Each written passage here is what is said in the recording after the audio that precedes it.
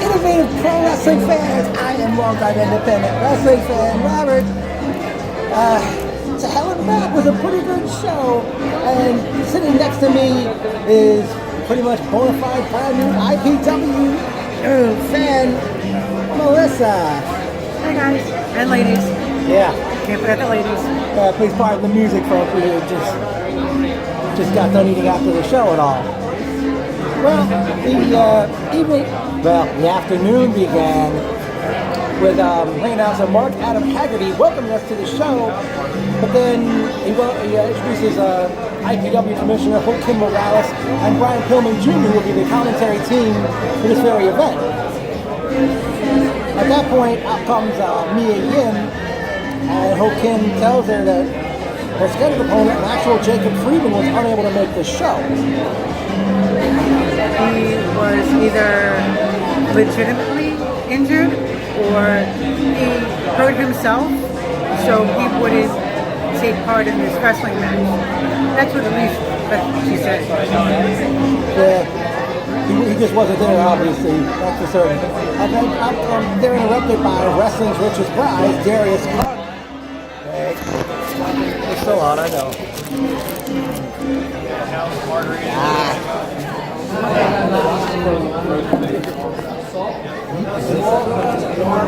Jackpot. Okay. Darius Carter comes out, interrupts, and talks about me and Yim being in the next Mae Young tournament, like she was last year. And Darius backed out of his match with Nick Gage, which was scheduled for the show. And Darius challenged me into a street fight right then and there, and Darius attacked from behind. The match was on. Eventually they went to the crowd a lot. They even had matching outfits. Yeah, they were both in black and gold attire. Mia eventually got her hands on a chain and was choking Darius with it. Now, couldn't believe somebody in the crowd was making fun of Darius' strong state. He's wearing Huggies and pull-ups. And silly of them. Eventually, they actually went into the crowd, and I think Mia gave Darius a pile driver on a chair. Eventually, they come back in the ring, and Mia puts Darius down after 3 package pile drivers to get the win. You didn't see it the first time, then you'll see it again, and you'll definitely see it the third time. Yeah. Up next was a four-way matchup. We would call Tyler Murphy defeat Casey Navarro, Jordan Oliver, and Charlie Tiger. I do apologize, I got his name wrong. Charlie Tiger and Tyler Murphy were not originally scheduled for this matchup, as they replaced Matt Kenway and Gary J, who apparently didn't show up. It was alright.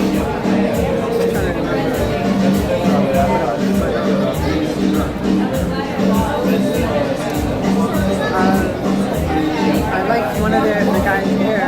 Nice soft brown hair. Okay. Third match? Yeah, okay. Our next matchup, which was the first match in the tag team title tournament, we saw Jordan Grace and Davien take on the Fit Boys, John Silver, and I apologize for not getting his partner's name. Yeah, okay, I thought it was a very good matchup there. It was kind of weird though. Because it was great that it was intergender, and because you don't really see many of those involved in independent wrestling. So to share both challenges is fantastic. But like I said, it was a little weird because at one point one of the guy that you kind of messed with and everything, he ended up slapping one of the girls, and then she slapped him in the butt, and it was yeah. I don't know where their minds were going with this match, but yeah, it's. I forgot the singer's name, but she had a song called Cheap Thrills. Sia. Or is it Sia? Sia, Sia, one of them. Yeah. S-I-A. Yeah, I know, I spelled. I caught her on Good Morning America one time. Yeah. Last year, the year before, I'm not sure. Yeah. but that's what happened. Okay, so Jordan Grace and Davian were victorious. They advanced in the tag team title tournament. Now, prior to the next matchup, Mark Adam Haggerty had trouble with the microphone. So, not to sound like Yours truly. not to sound like Steve Wilkos, but it was my megaphone to the rescue.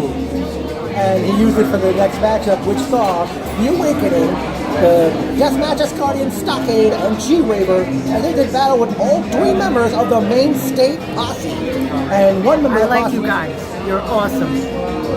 referring to the main state posse, that is. One of those guys did get to use my megaphone as well. I forgot which one. The one with the long hair.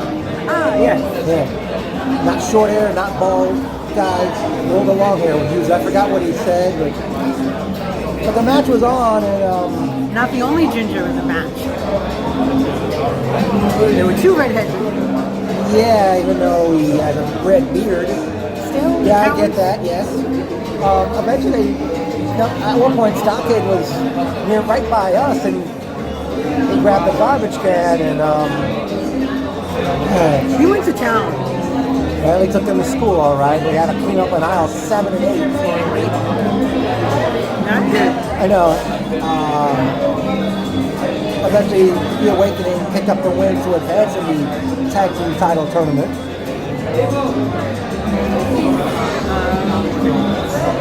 I would definitely see those teams match up again. Could be something. Okay, our next matchup, well, we saw Nick Gage, who came out to a huge pop from the crowd. He ended up going one-on-one with the Hitman for Hire, Mr. Grimm. With Nick Cage, I was expecting somebody else. For some reason, because like I heard of his name, but I never saw him like wrestle before. So it was pretty interesting. What else? Like he was just very like he was more ruthless in his style, and just didn't care. He just went all out.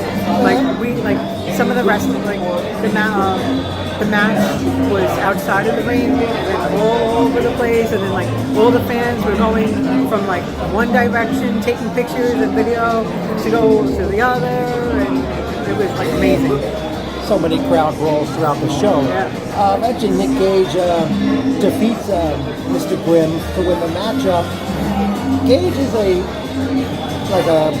brawler, bloodthirsty guy because he was on a CZW, helped build that company for so many years. But to me, like he lost weight from years ago. I wouldn't. You really wouldn't, but I've seen old footage of him. He's the pro. Yeah. Okay, the next matchup, we saw Masada do battle with Zachary Wentz. Not to be confused with Pete Wentz from Fallout. But go ahead. Does he spell it the same way? Yes. Okay, obviously. W-E-N-T-Z. Yes. Okay, obviously no relation there. It's like a great darn band too. Masada attempted to use his barbecue skewers. But they went all over the place. They like exploded like uncooked spaghetti, shall we say. And they were still playing around after the show was over, by the way. I saw when they came down the ring. Masada picked up the win next to the line of the crowd. He's another wrestler I would want to see again. Alrighty. They did go to intermission at that point, and then he went to meet and greet and buy merchandise.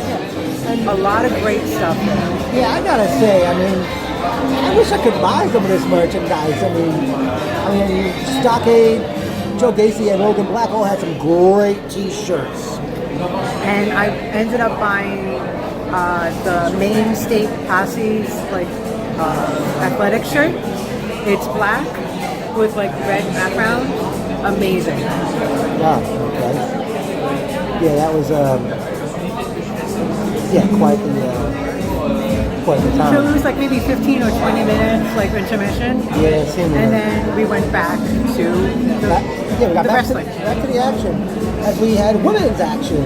As we saw the priestess, Harlow O'Hara, as she defeated former NXT star Kimber Lee.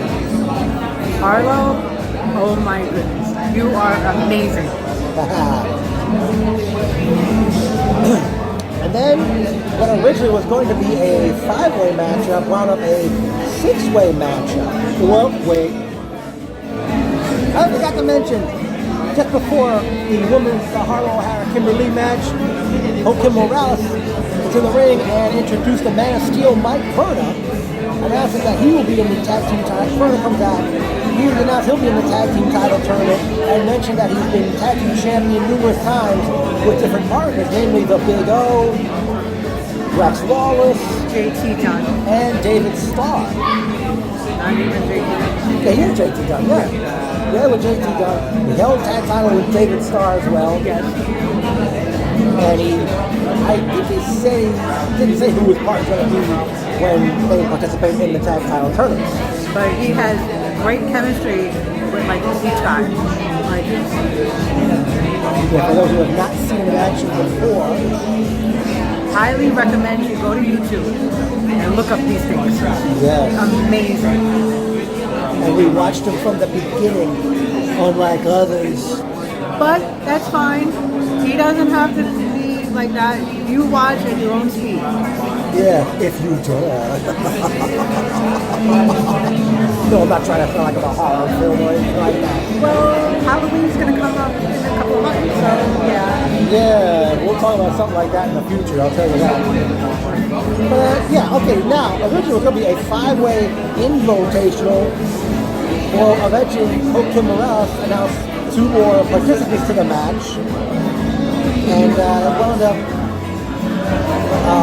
where we saw Logan Black defeat PB Pretty Boy Smooth. Not peanut butter. No. Trigger the OG, Alexander James, Ace Austin, and Maria Manic. She was amazing too. Yeah, I forgot who she hit that one-handed choke slam on. OG? No, I want either him or Ace Austin. I can't remember, but that was very impressive. Sadly, she got eliminated first from the match, much to the dismay of the crowd. But yeah, Logan Black still wanting to know where is his invitational medal. 2 shows in and he still hasn't gotten it. Medal? I think they were supposed to give away at the first show. No, I don't know where they're going with that. Next. Okay, next match consisted of Austin Theory versus Josh Briggs versus Joe Gacy. The Pro Wrestling Maniac, folks. Very good 3-way matchup that Pro Wrestling Maniac Joe Gacy was victorious over Austin Theory and Josh Briggs. Briggs was awesome too.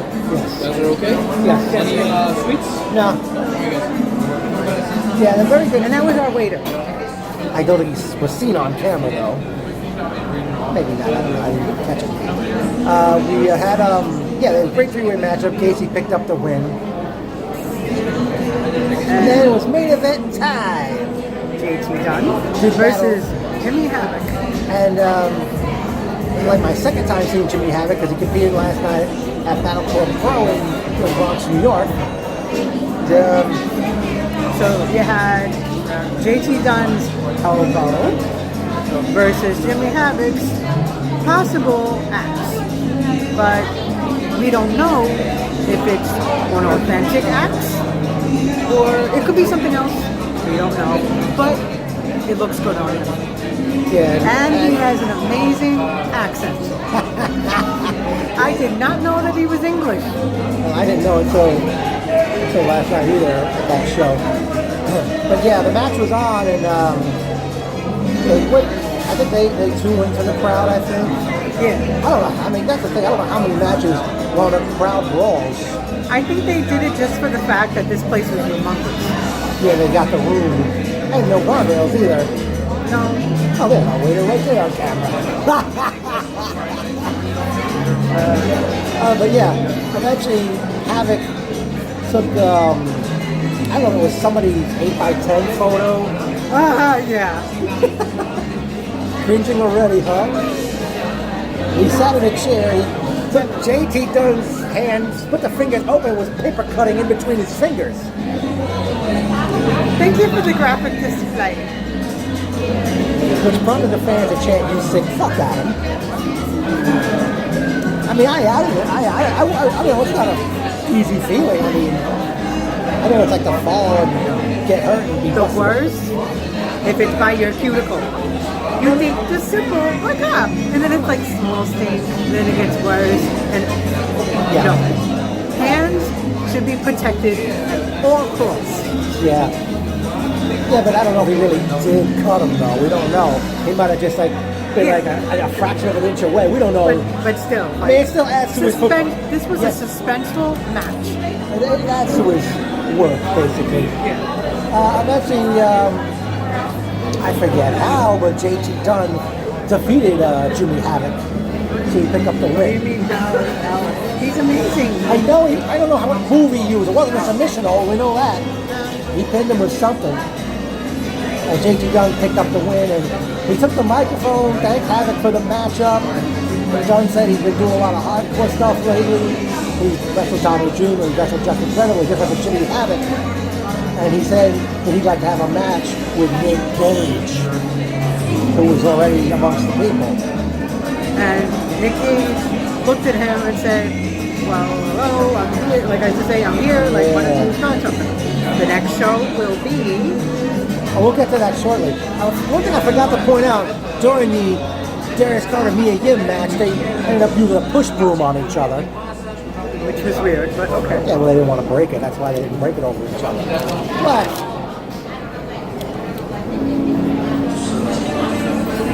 Okay, well, personal notes time. I'm not seen on camera yet. Yeah. It was great seeing Mike McNicholas, Rhea, Front Row Mikey, Bruno, Fernando the other night. I didn't get to say hello to him. Bill Parham, Jason Bob 87. That's all we need from the crowd, I think.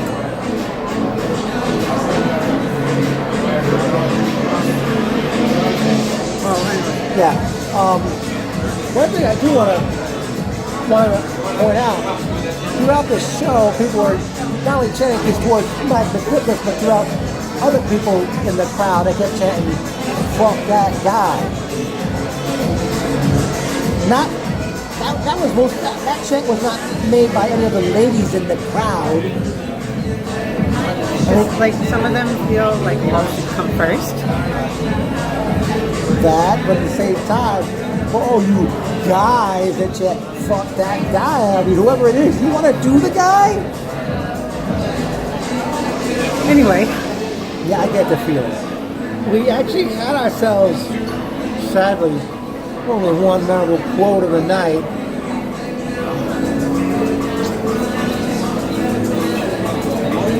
He flipped over like a fish, which Melissa said about Trigger the OG during the six-way matchup.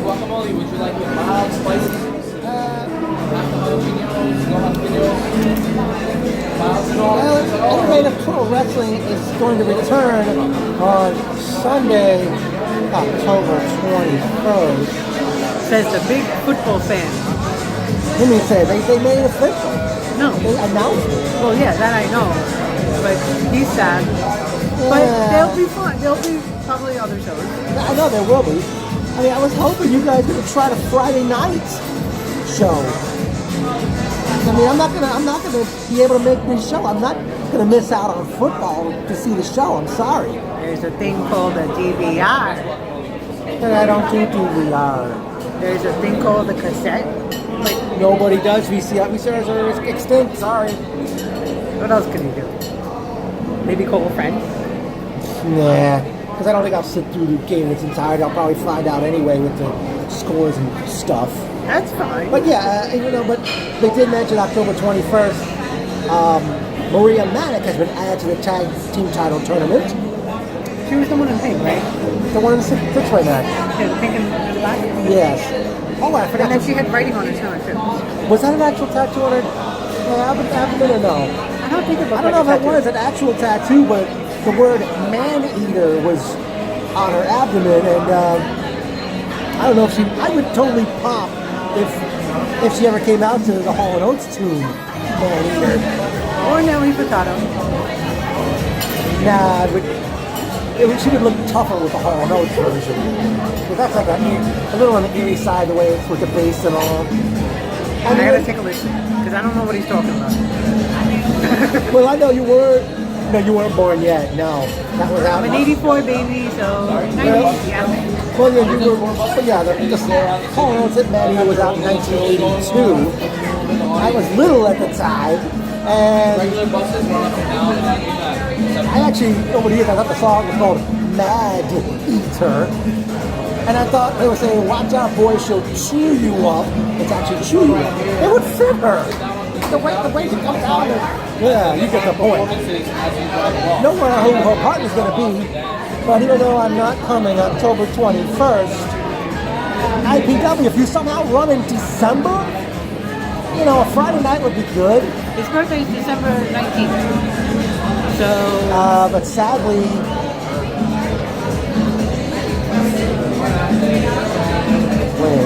Yeah, my birthday is December 19th, but this year it lands on a Wednesday. It's a good day. Yeah, but they're not going to run on a Wednesday night.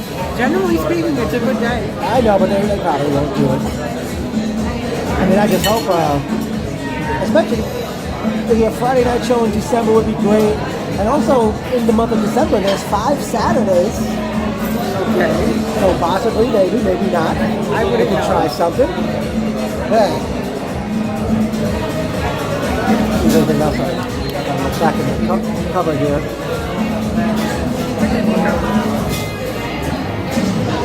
Oh yeah, Kimberly, she had like maybe a grayish blue and like hair on the bottom, and then she had like pink on the top. Okay. Yeah.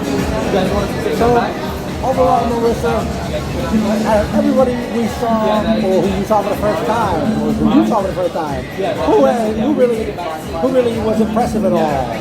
Okay, so like I said before, Sake and G Raver versus Maine State Posse.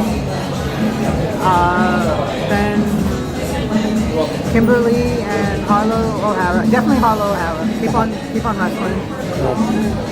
Austin Theory versus Josh Briggs versus Joe Gacy. And JT Dunn versus Jimmy Havoc. But no more paper, please. Well, everyone don't bring Jimmy Havoc back in the future or any other promotions. But one thing I'd like to say right now to all promoters out there, why haven't we not? Why has no promoter out there put the match together between the notorious 187 Homicide and the Deathmatch Guardian Stockade? That's like a dream match. I'd like to see it. That would be interesting. I would like to see that match. What about his buddy? Whose buddy? From the Anointed. So who? Stockade? Who, Matt Trima? People said it happened before or not. I don't know. Promoters, keep your ears open. Whether it's happened or not. I'm still mad that when Matt Trima was going to wrestle Tommy Dreamer at an ICW show, they didn't get to do the match because the darn New York State Athletic Commission, that shithead. And you know who the hell you are. He's not getting any fame out of me either. Need water? No, I got my own drink.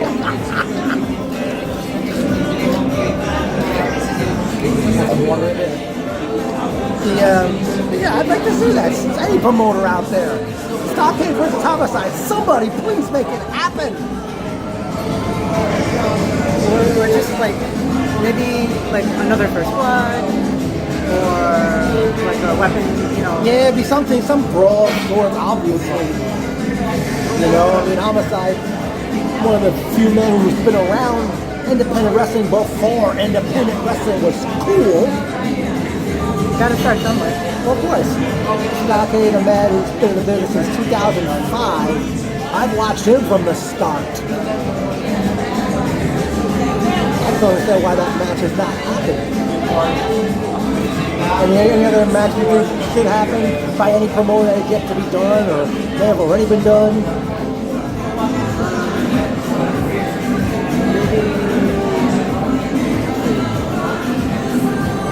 Maybe do a women's hardcore match. Well, that would be great. I mean, I think they kind of did one at their debut show in May with a three-way. Some more? No, thank you. Sure? Now he wasn't on camera. Oh, he just walked away. He was on camera as he walked away from us, folks. Uh-oh, let's keep this going. Yay! Let's see. So, I go for another Harlow O'Hara match with maybe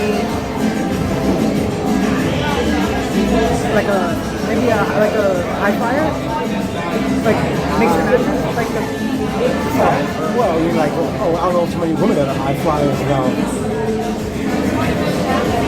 Or just go on with those intergender matches. Those are cool. Yeah. Oh, also, after the show was over, she got a picture with Harlow O'Hara. She got a picture with who else? The main state posse. And I hope. Did you get somebody else, or that's it? I think that's it. Oh. But then like my friend Nova, she got what do you call it? JT Dunn. I thought you got him too. No, I took the picture. Oh, you took the photo, okay. And she knew, like, she's known him for like 3 or so years. She wanted to get that picture for 3 years, she said. So it was like totally worth it. Yeah.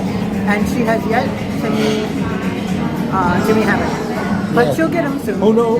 Well, we don't know if she left the building at the time we left, did she? Not that because No, I think she's there. I know what she said. She's going to catch her another show. Because Mike and her would like strategizing. Yeah. She said she's going to the show. But one thing I want to point out right now, ladies and gentlemen, we have set. Well, not just set, but we've broken our previous record. We're now 27 minutes deep. This is my longest recap to date. I don't know, I'll ever top this by myself, or she or anyone else I do recaps with will be able to go longer than this period of time.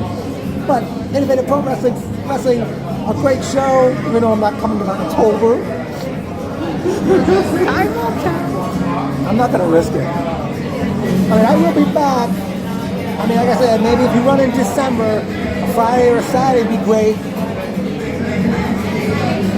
But it is safe to say, IPW, you can give me a big thank you because you've got a new fan in her. What no? Maybe. I don't know. No, I think that's it. Okay. IPW.